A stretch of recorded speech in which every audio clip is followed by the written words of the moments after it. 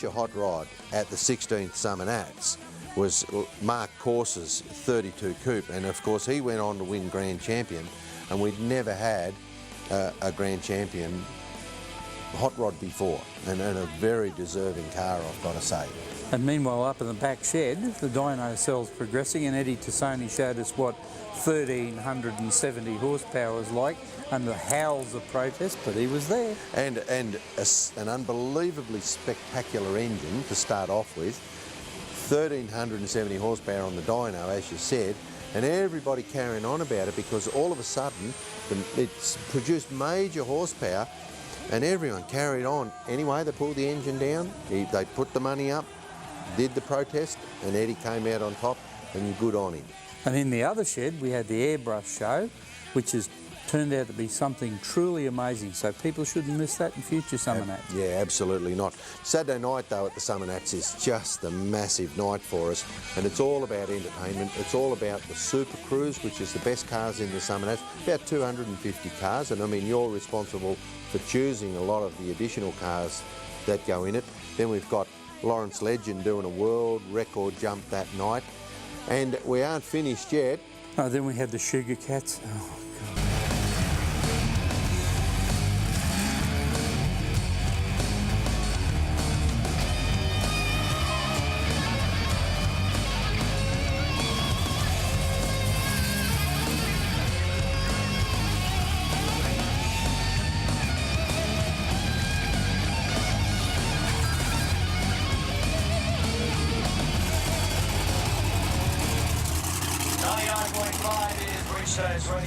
Serious milestone at the 17th Summernats was that we started the Burnout Masters competition. I was really glad to see that happen because it set the Masters aside as a separate group, and it gave all the entrants that year a somewhat easier road to a win in the Burnout competition. The Burnout Masters are here to inflict extreme tyre torture. The contenders are Liz Stewart representing New Zealand in a Tirana, Greg Young, 67 Chevy, Mark Delacqua, Ford Escort, Tony De Oliveira in a red Corolla, Peter Gray, blown Camaro, Gary Myers, the screaming Windsor-powered Mustang, Matt Abood in a 57 Chevy, Clint Ogilvie in a pink Tirana, and Chris Christou in an XY GT Falcon. Our mate Bubbles, who's been to absolutely every event, and we've talked about him a couple of times before, this was his crowning glory. He called me over to his car and he jumped out, and here he is dressed like that. This is what $15 worth of silver material can do for you. Captain Summernats, I'm here to save the event. I thought I was going to die from laughing. Well, his truly athletic form was displayed, and when I first saw it, I almost wet myself. It was just hilarious. Unbelievable. But I think that we can't go past telling everybody what he's achieved over the years. Isn't that unbelievable? Talk about commitment. And now at the Top 60 show, every year it never ceases to amaze me, and really and truly, that is an exhibition of automotive art. And cars like Mario Colilio's blue Cadillac with metal flake paint, that was something fantastic. And a car that most people didn't really get to see a lot of was Jake Langdon's 54 Cusso with the custom roof and everything. He was out driving around all the time as well. It was fantastic. I love the champagne colour. The car I was really pleased to see, Milt, was this 49 Merc, and our mate Owen Webb had alerted me to the fact that this was coming, and it was an incredible car. What size engine was in it? There was a 526 Hemi. That's seriously big. Yeah. Unfortunately, the car got stolen from Sydney not long after. Yeah, and like the trailer and everything, and it was found burnt out with all the good bits gone out of it, and I don't think they ever found who it was. That's a real shame when that's how things end up. But do you remember seeing this absolutely wild Cortina? Made 1,200 horsepower on the dyno and really pinned everybody's ears back. It was unbelievable. Yeah. It was really good. But meanwhile, down on the arena, things were happening. The Show and Shine, which is bigger than big, every year, and Stephanie Stanton was out there doing it for the girls. Yeah, it's good. You know, I really get a kick out of seeing how well the girls do in the event. But we also had the big caddy there that had everything in it, including a swimming pool. And a boat cruising around. I kept saying to the guys, you know, put your life jackets on, where are the fish? and someone had said they were looking for the boat ramp. A car that came to the Summernats was part of what Street Machine magazine do with their Smody Award, the Street Machine of the Year. Adam Labrise brought his EH wagon to the show, and we were able to formally present him with the cheque for 15 grand, I think he got from Penrite, which was fabulous. And not only that, he went on to be judged and in fact featured in the awards, like was in the top 20, so it was a seriously good car. So that just goes to show that the readers know what they're looking at. Plenty of action on the arena on Saturday night. A double-decker bus, one of those English double-decker buses, over, what did he jump? 38 bikes and set a world record that would go into the Guinness Book of Records. Unbelievable. And Miss Summernats was there again. Always a fantastic competition. You know. This year's winner of the Miss Summernats competition, Absolutely blown away. It was absolutely a fantastic experience, and I'm just really proud and privileged to be a part of it. But Milt, I've really got to show you a car that I thought was a standout at the Summernats, and you know how much I love Chevys. But Anthony Sant's 57 Chevy, that was just unbelievable. The turquoise colour, I just love cars that are painted in turquoise. But what I liked was the staggered ram Crower injection. That yeah, is unbelievable stuff. Yeah, I've always dreamed of having it on a car of my own, but anyway, but I thought this was a beautiful car. You know what else I remember from that year? No, go on. When you were washing your car and we surprised you and gave you an open air bar. Yeah, you mongrels.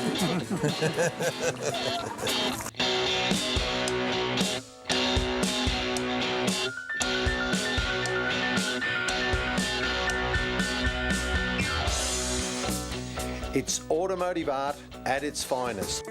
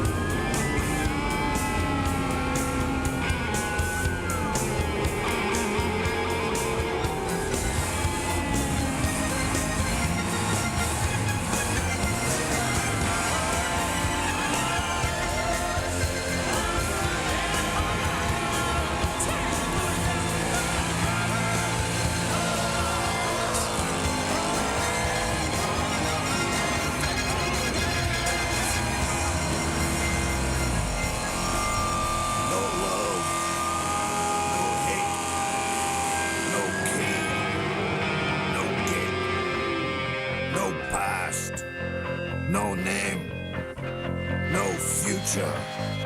No ham, no guts, no game, no faith, no brain, no, no, no, no, no, no, no, no.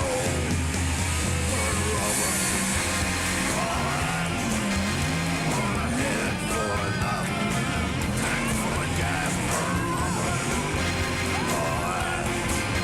on a head for enough, tank full of gas, burn rubber, on a head for enough, tank full of gas, burn rubber, on a head for enough, tank full of gas,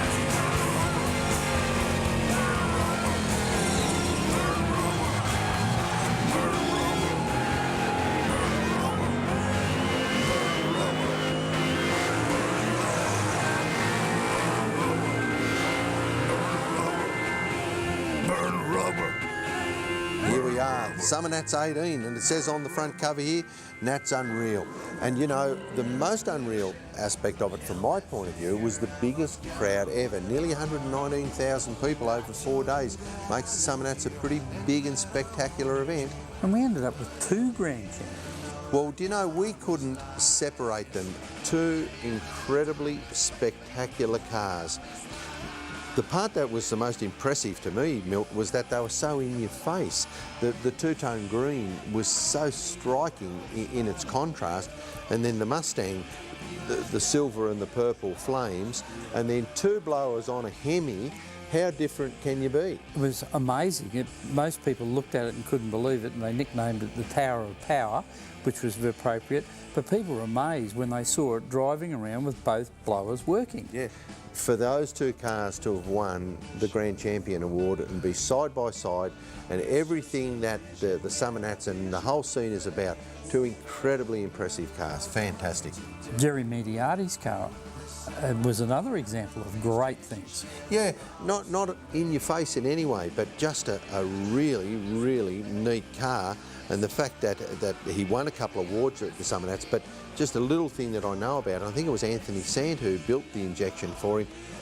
The way, it's not something that you can see in a magazine, but if you ever saw the car again, look at the way the injection's done and the way incorporated into the injector hat, which was pretty damn neat. And 2 of the nation's best hot rods showed up there and blew everybody away. Danny Cass's 32 Ford and Mick Fabo's 29 Ford. I mean, detail on those things are just extreme. The Osmond brothers, Zahir's with his WRX, and one of the things that knocked people out, I mean, you know, you don't get much more in your face than the colour that was on that car. But the fact that it had a central driving position. Centre steer, But I think in the sport compact scene, you know, the 4-cylinder smaller cars in the auto salon scene, it was the car of the year. What we've gone from these cars that are like the Grand Champions to Zahir's WRX, and then getting back to a car that is really what the street machine scene substance is all about. Craig Rose's HQ ute from Queensland. Drove the wheels of it, went in the driving events, has run it at the drags, won prizes at other shows since, and it's a real showstopper. Yeah, Webby dragged me in there and said, have a look at this thing. And the thing that grabbed me was what was up under the bonnet, the Da Vinci artwork up there, and I thought the way that the lights were put behind it and everything like that, that was just amazing. And the Da Vinci Code hadn't been released. when that car was out. Very appropriate. But what a name, Zoltan Bodo. Now you could dine out on that, you'd expect the guy to be like Mandrake the Magician. We had the army involved, and they'd embarked on building a car that was going to do burnouts, right? Now, it was all about a promotional exercise, and when I found out what their intentions were, I thought that was something that we can really look forward to. Up at the dyno cell, the Trick and Mansueto team. They're the epitome of horsepower. Those guys, they didn't just have one car, they had several cars there, and those guys know how to wring every horsepower out of an engine. In fact, the dyno cell is almost the place to be these days. But, you know, all of that can't happen without the sponsors, and the ones that support those various events, especially when the competition becomes really intense. And that's why the sponsors are so important to the event, because it's also part of their business. And on Saturday night, we put the sponsors parade up the front of the Super Cruise to give them the recognition that they deserve, give them a chance to let get out there and enjoy things in the public, and we like the people to look at who they are and look after them because they look after us. Absolutely.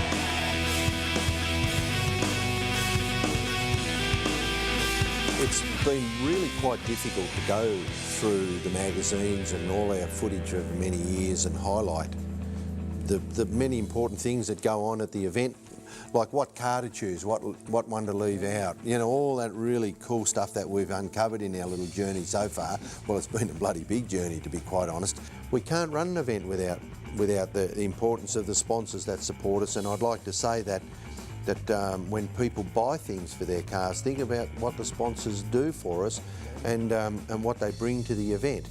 For Summernats 19, for Brute Horsepower 19, having something new for this event. That's why we did the Great Maguires Uncover, where we put a number of cars together in the Maguires Judging Pavilion and uncovered them on Friday night. That was really special. The cars were new to the event. Nobody had ever seen those cars before. No. And I've since spoken to guys like the guys that put together that black Monaro, which is, you know, a brilliant car in its own right. And I mean, talk about a street machine. You know, I know that those guys drive that car around on the street a fair bit.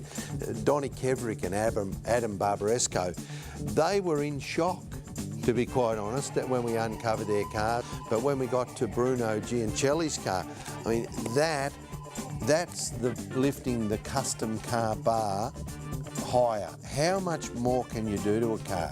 That car has set the scene on its ear, and Bruno is not finished yet. Yeah, you know, and I mean, he's another one. When I'm talking to him that night, he was in shock, overwhelmed by everything that was going on. Well, the car wasn't even in one piece when it got to Summernats, so he really put every effort into getting it there. Yeah, it's an amazing story. A real achievement. But the other big story out of the 19th Summernats, mate, was who won the Grand Champion Award. You know, Aaron Fitzpatrick. We unveiled his car that night, and talk about a team effort.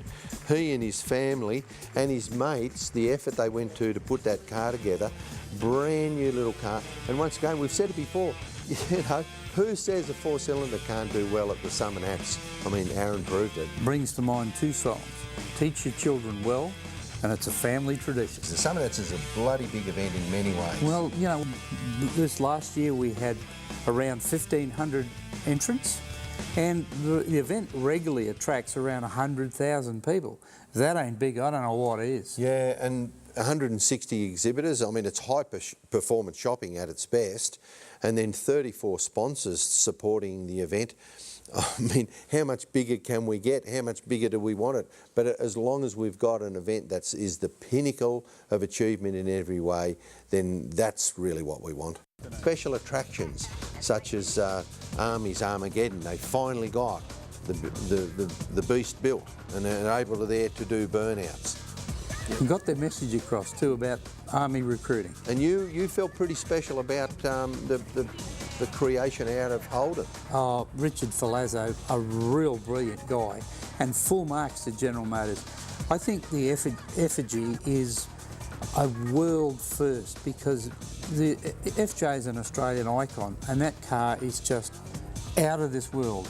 At the 19th Summernats Mill, besides the nitrous-powered lawnmower, beside the red tank with the big white star on it, what's your most memorable part of Summernats 19? Oh, being a burnout nut, that XR Falcon with the blower on it, and won the burnout competition, and was just so savage.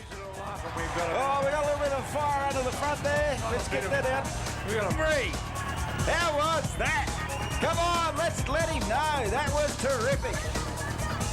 Oh, yes. And then had an oil leak and burst into flames at the end of it, and he got out and just acknowledged the crowd with his car on fire beside him. You know, I get pretty busy during the Summernats, and so the whole event is memorable to me. But the one thing I reckon a lot of people would have taken home was the fire in the dyno cell. And I reckon here's the guy who's won it. He's blown everyone else away with the power that he's achieved, and right at the end of it, it caught fire. Whoosho, up it goes in the dyno cage, and everyone's gone into shock. The boys got in there and put it out pretty quickly. Man, if that wasn't something that you'd go home as a memory of the summer, that's an unexpected piece, and I don't know what it.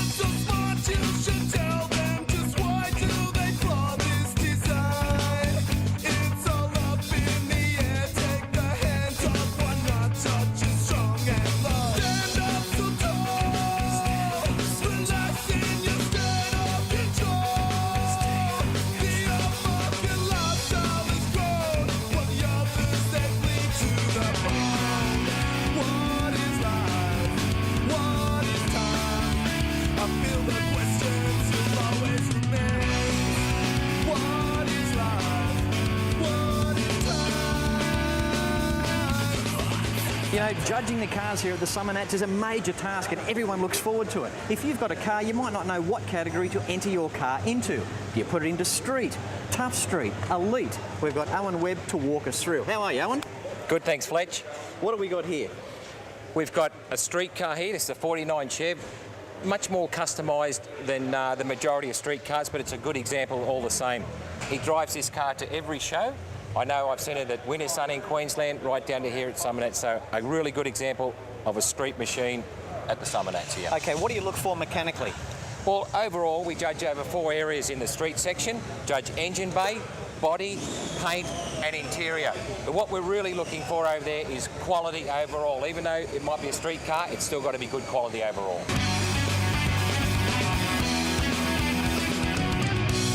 Okay, Owen, now we're moving on to the tough street, and look, HQ, it's come a long way since being a taxi.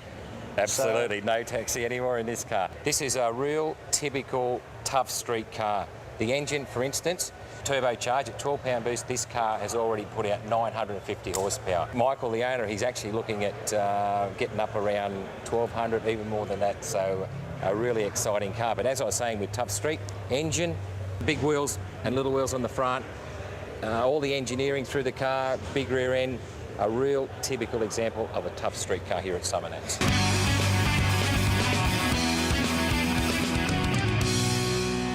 This 1958 Corvette is nothing short of breathtaking, and it's easy to see why it's in the elite class. So, Owen, tell us why it is. This is a classic example of a really true elite street machine. these cars, the elite cars, really stir your passion because of just the finish and the quality. And this car, as you said, it's a 58, but it's got all the latest model running gear, as in front suspension, engine, gearbox, differential, and all the IRS suspension, everything right through it, and finished off to a standard 10 times it would have ever been in the factory. These cars are hard to judge. It can be down to 1 or 2 points, over 1,000 points separating these cars. That's how close it is. Well, there you go. Hope that's a bit of an idea so you know what category to put your car into if you're thinking about putting into the Maguire's Pavilion. And hope for the best. Fingers crossed this bloke here will be judging it.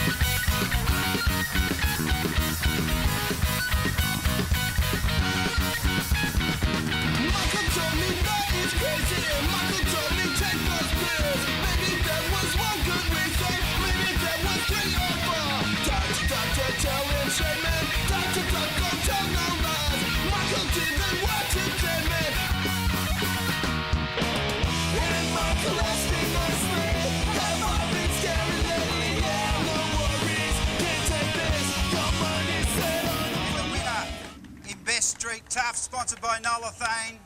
Entrant number 576, Jason Mansueto, the Silver Fox.